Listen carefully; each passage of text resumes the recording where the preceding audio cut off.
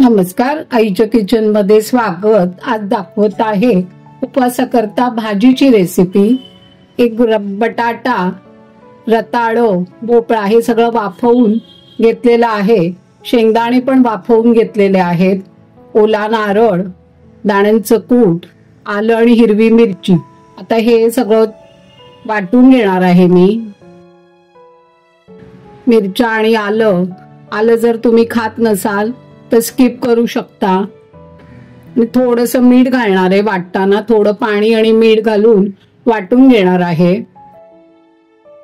हे आता वाटून झालेलं आहे तयार, नारळ आणि दाण्यांचं कूट। आता मी भांड तापत ठेवलंय भाजी करता। शेंगदाणा तेल घातलंय 1 चमचा। तर थोडं तूप घालायचंय।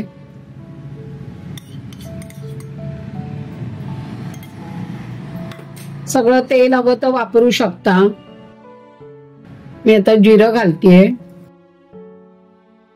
गॅस बारीकच ठेवलेला आहे।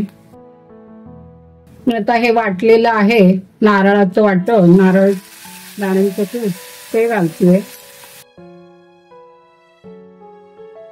थोडंसं याच्यात मिक्सरच्या भांड्यात राहिलंय त्याला पाणी घालते।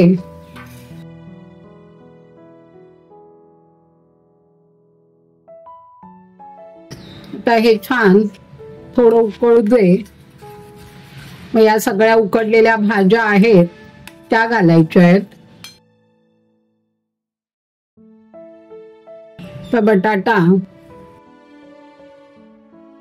रताळो, भोपळा आणि शेंगदाणे सगळं छान मिक्स करून घ्यायचं। सगळं शिजवलेलं आहे। थोडं पाणी घालतेय।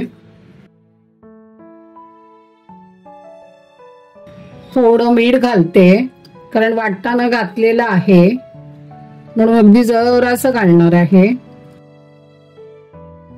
आणि किंचित साखर। पातळ आणखीन हवी असेल तर पाणी थोडंसं घालावं, नाही तर अशी छान घट्ट खायला छान लागते। याच्यावर आपण उपवासाचा चिवडा मिळतो, बटाट्याचा, साबुदाण्याचा किंवा बटाटा पापड, असं अगदी खायला बसणार असो तेव्हा याच्यावर जरासा तळून किंवा भाजून कुस्करून घालायचा। खूप छान लागतं। एक वाफ काढते, बघूया।